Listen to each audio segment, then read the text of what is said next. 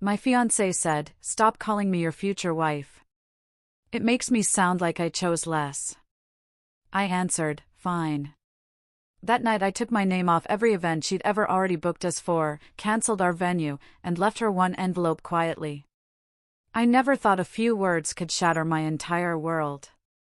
But when Chloe looked me dead in the eyes, in front of all her friends, and said, "Stop introducing me as your future wife. It makes me look like I settled for less," my future evaporated in an instant. The music, the laughter, the clinking of glasses, it all faded into a dull roar around me. I just stood there, 2 drinks in my hands, feeling something inside me snap clean in half. It wasn't anger. It was this chilling clarity, like ice water hitting me, realizing the woman I was about to marry had been ashamed of me all along. I didn't yell. I didn't make a scene. I just quietly handed her the drink and walked away. But in my head, I was already canceling everything, the venue, the photographer, the entire future we were supposed to build together. By the time I got home that night, my name was off every event she'd signed us up for, an email to the venue coordinator was drafted, and I'd started writing a letter, one that would expose her in front of everyone she desperately wanted to impress. But let me back up a bit, because this whole thing didn't start at that party. It began 2 years earlier, when I met Chloe at a little coffee shop in the city and honestly thought I'd found someone who really saw me. She was a graphic designer for a chic agency, branding startups and all that. Me? I was a welder, the kind of guy who comes home with metal shavings in his hair and grease under his nails. That first year was incredible. She'd just show up at my apartment with takeout, we'd watch movies, she'd laugh at all my goofy jokes. I genuinely believed we were building something solid, something real. She even visited one of my job sites once, watched me fabricate a custom railing for a huge mansion outside Raleigh, and told me it was beautiful, that I was talented. On our 2-year anniversary, I proposed at that same coffee shop, got down on one knee with a ring I'd saved 6 months for. She said yes, with happy tears streaming down her face. That's when things slowly began to change. It was subtle at first, just little comments I brushed off because I didn't want to be paranoid. Chloe would ask if I'd ever considered going back to school, maybe getting a business degree, doing something more client-facing. Then her parents visited. She introduced me as someone who worked in construction, which, technically, wasn't wrong, but it felt like she was deliberately dulling down what I actually did. Her mom looked at me like I was something stuck to the bottom of her shoe, asking about my 5-year plan. Chloe just sat there, nodding along, like it was a perfectly normal question to grill her fiancé with over dessert. I kept telling myself it was nerves, that wedding planning was stressful, that her family was intense, and she was just trying to keep the peace. Then came the engagement party her friends threw. And that's when I really started seeing the true Chloe. Everyone was drinking champagne, snapping pictures, doing that whole performative happiness dance you see at these events. I was talking to one of her coworkers, a guy named Jacob, who kept asking about my welding craft in a way that felt incredibly condescending. Still, I played along, I didn't want to embarrass Chloe. At one point, I mentioned how my fiancé and I hoped to buy a house next year, and Chloe overheard it. She pulled me aside later, her face tight, a fake smile plastered on, and told me not to call her my fiancé in front of these people. She said it sounded desperate. I just laughed it off, thinking she had to be joking. She wasn't laughing back. The night everything finally imploded, I was actually excited. It was Sarah's birthday, Chloe's best friend, and I thought it would be a fun night. I wore the nice shirt she'd bought me, fixed my hair, showed up ready to be the supportive partner. We were standing in a circle with her friends, all of them chatting about their jobs, their exotic vacations, that usual one-upmanship. I mentioned how my future wife and I were thinking about going to Maui for our honeymoon. I was smiling, genuinely proud, because I'd been researching resorts and saving up for months. That's when she said it, loud enough for everyone to hear, "Stop introducing me as your future wife. It makes me look like I settled for less." The entire circle went dead quiet. Someone coughed. Her maid of honor just stared at the floor. I stood there, an idiot, holding both our drinks, feeling my face burn. She tried to laugh it off, claiming she was just joking, but I saw her friends nodding subtly, like they'd been thinking the same thing, and she'd just had the guts to say it out loud. I mumbled something about needing air, walked out to the parking lot, and sat in my truck for 20 minutes, just staring at the steering wheel. When she finally came out and got in the passenger seat, she tried to backtrack. Said I was too sensitive, that it was just a joke. But I knew it wasn't. I drove us home in complete silence. When we got back to the apartment, she went straight to bed as if nothing had happened. I stayed up all night at the kitchen table, laptop open, meticulously going through every shared calendar event, every vendor email, every single plan we'd made. I removed my name from her company's holiday party, from her sister's baby shower, from the charity gala her mom had roped us into. I drafted an email to the venue coordinator, asking about cancellation policies. And then I wrote the letter, the one that would go in the envelope, the one that laid out exactly why I was done, every word precise and surgical. By sunrise, my decision was set. When Chloe woke up and asked if I wanted coffee, I just said sure, with that unnerving calm right before a storm. She had no idea what was coming. No clue that in 72 hours, she'd be opening that envelope in front of all her friends at brunch, reading words that would confirm she was right about one thing, she had settled, but not in the way she thought. Those next 72 hours were the strangest of my life. I was living with someone completely oblivious that I'd already ended our relationship in every way that mattered. Chloe went about her normal routine, talking about centerpiece options or cocktail hour versus dinner, and I just nodded along, pretending I was still invested. She asked me to confirm our RSVPs for her friend Sarah's gallery opening next month, and I told her I'd handle it. And I did. I sent Sarah a polite message, explaining that Chloe and I were no longer together, then asked if she'd be willing to help me with something that required perfect timing. Sarah responded within the hour. She said she'd suspected things weren't right between us and asked what I needed. I laid out the plan. Chloe had scheduled brunch with her core friend group at that upscale place in Sacramento, the one with the fancy mimosas and the 3-week wait list. Sarah was already going, so I asked if she could arrive early, give the hostess an envelope with Chloe's name on it, and make sure it landed on the table right after they ordered. Sarah didn't hesitate. She said Chloe had been getting insufferable lately and was curious to see how this played out. I spent that evening meticulously crafting the letter, ensuring every sentence was clear and impossible to misinterpret. No insults, no name-calling. Just the facts, laid out in a way that would be humiliating because it was true. I explained I'd cancelled the venue, removed myself from all future plans, and was done being treated like a consolation prize by someone who'd spent 6 months making me feel inadequate. I even included a copy of the venue cancellation confirmation, printed it on nice paper, tucked it into a cream-colored envelope, and sealed it with a finality that felt like closing a coffin. The morning of the brunch, I woke up early, made myself breakfast, and watched Chloe get ready like she was prepping for a fashion show. 3 outfits, makeup redone twice, constantly asking if she looked okay. I told her she looked great, what else could I say? She left the apartment around 10:30, kissed me on the cheek as if everything was normal, and said she'd be back by 2. 20 minutes later, I texted Sarah to confirm the envelope was in place. She sent back a thumbs up, promising a full report later. I tried to distract myself by cleaning, but mostly I just sat on the couch, replaying how it would all go down, Chloe sitting with her friends, ordering overpriced plates and bottomless mimosas, gossiping about whoever wasn't there. Then, the hostess, approaching with the envelope. Chloe opening it, probably expecting some cute surprise or a restaurant promo. Instead, her entire future evaporating right there in front of the very people she'd been performing for this whole time. Around 11:45, my phone started blowing up. First, a call from Chloe. Then 3 more, rapid fire. Then a string of texts, devolving from confusion to panic to outright rage in about 10 minutes. She wanted to know if this was a joke, if I was serious, if I'd actually cancelled everything. I didn't respond. The silence, I figured, spoke louder than any explanation. Sarah texted me around noon with a play-by-play that was almost too perfect. Apparently, Chloe had opened the envelope mid-sip of her mimosa, read the first few lines, and gone completely white.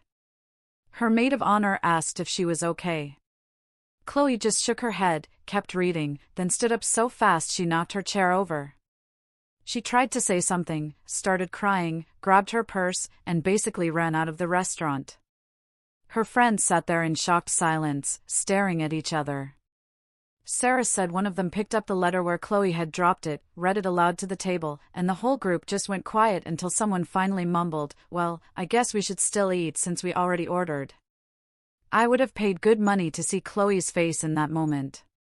The exact second she realized I wasn't bluffing, that I'd actually pulled the plug on everything while she was out brunching with people she cared more about impressing than respecting me.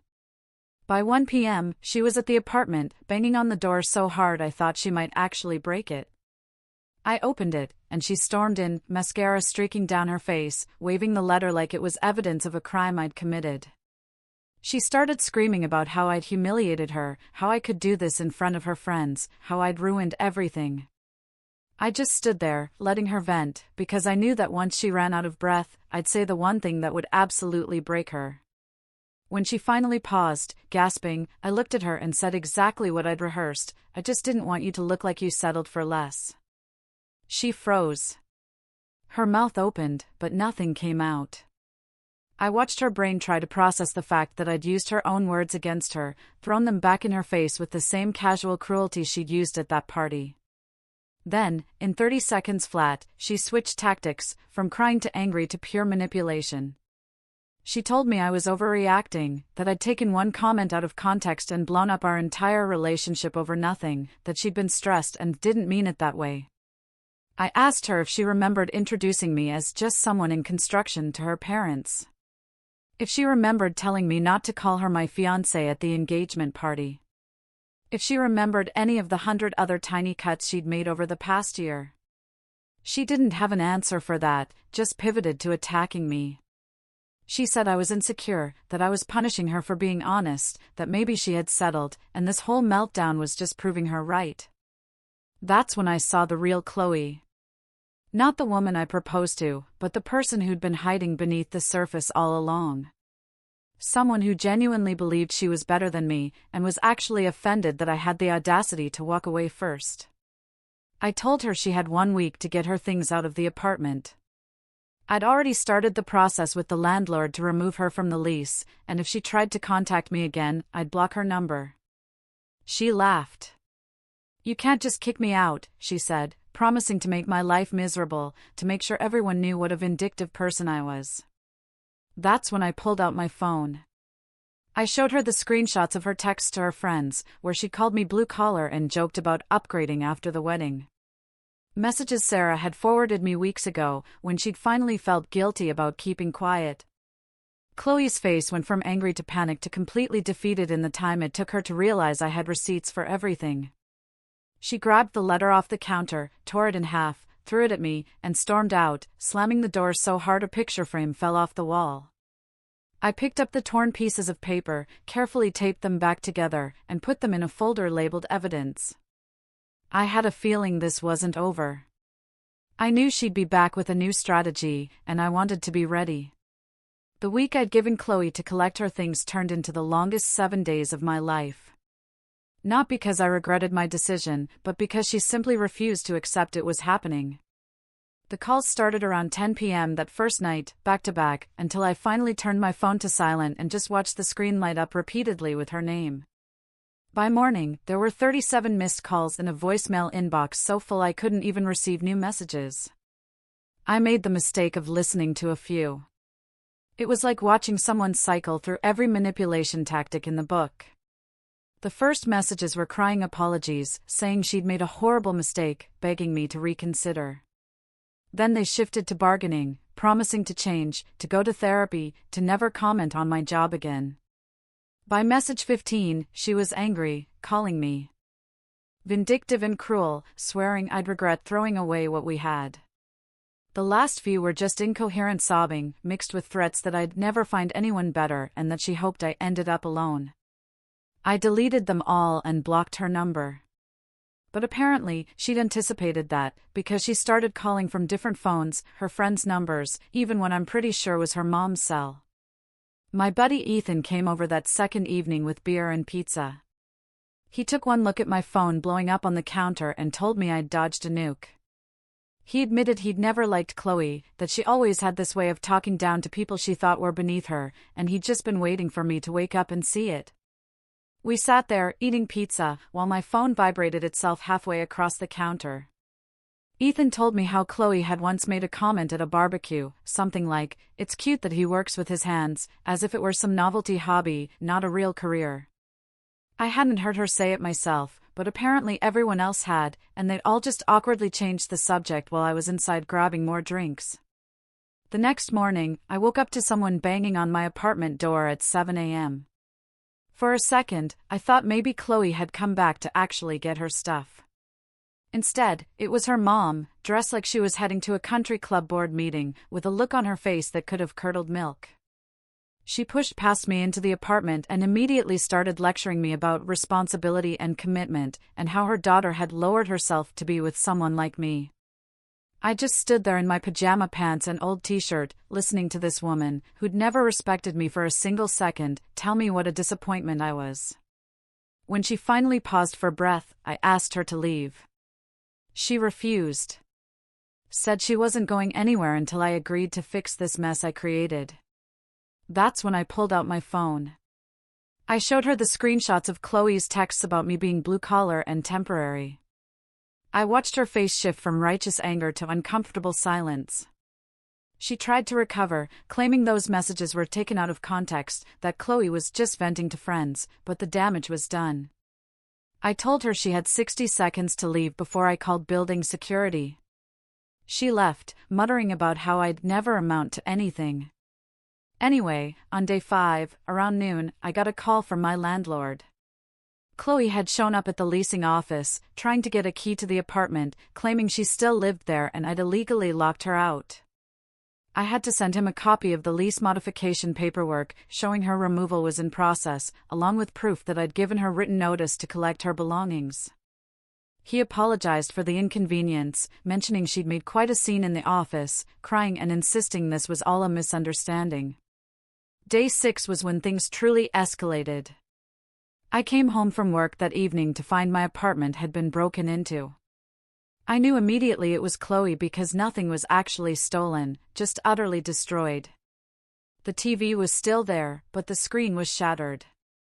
My PlayStation was in pieces on the floor. Milk was poured all over the couch and carpet. Picture frames smashed. Clothes scattered everywhere, some cut up with scissors.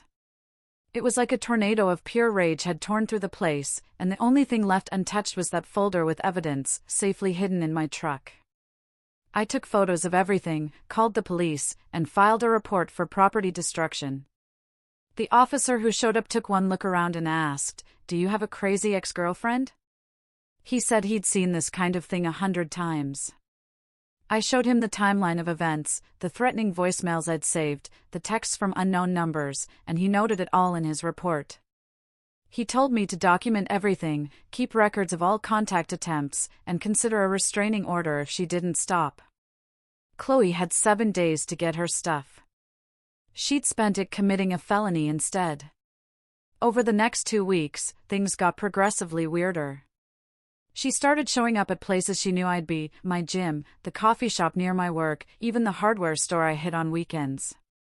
She'd just stand there, staring, not saying a word, looking like she hadn't slept in days. Her friends started reaching out, too. Some tried to play mediator, others straight up told me I was wrong for how I'd handled things. Sarah was the only one who stayed neutral. She told me Chloe had been spiraling since the brunch incident, posting cryptic stuff on social media about betrayal and heartbreak, fishing for sympathy from people who didn't know the full story. I took the engagement ring to a jeweler and asked about melting it down. The guy looked at me like I was insane until I explained the situation. Then he got this understanding look and said he could turn it into a keychain, a paperweight, basically anything I wanted. I told him to make it into a small bar, something I could keep as a reminder that I'd literally melted down a bad decision and turned it into something useful. It took a week, but when I picked it up, holding this little silver rectangle that used to represent a future with someone who'd never valued me, it truly felt like closing a chapter. Everything expensive I'd bought her over the years, the designer purse, the fancy winter coat, the jewelry, I donated it all to a women's shelter in Denver. I figured someone who actually needed those things should have them, instead of Chloe using them as props for her perfect life performance. I sent her a text from a new number. She had 24 hours to collect any remaining items from a storage unit I'd rented, and after that, I'd be donating whatever was left. She responded immediately, saying I had no right to touch her things, that she'd sue me, that I was going to pay for all of this. I didn't respond. I just screenshotted the message and added it to my growing folder of documentation.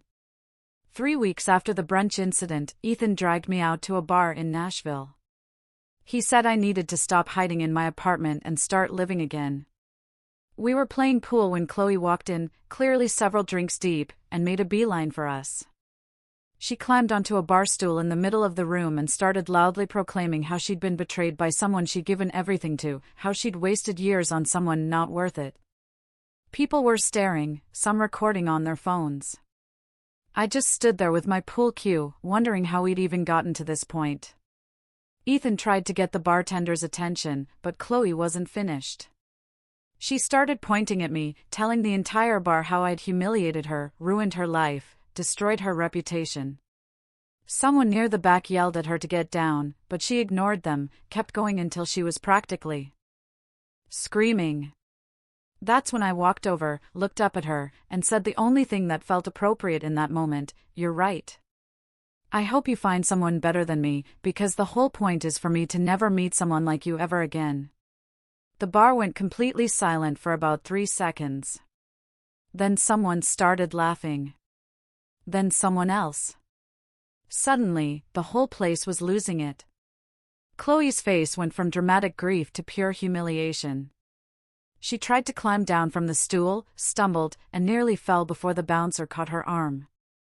He escorted her out while she was still yelling something about me being a terrible person, and the bartender gave Ethan and me a round on the house for the entertainment. 2 months later, I got a check in the mail from Small Claims Court, reimbursement for the property damage Chloe had caused when she trashed my apartment. I used it to buy a new PlayStation, a better TV than the one she destroyed, and put the rest in savings. Slowly, life went back to normal. Work kept me busy. I started hitting the gym more, picked up some freelance welding projects on the side. Chloe's social media eventually went quiet.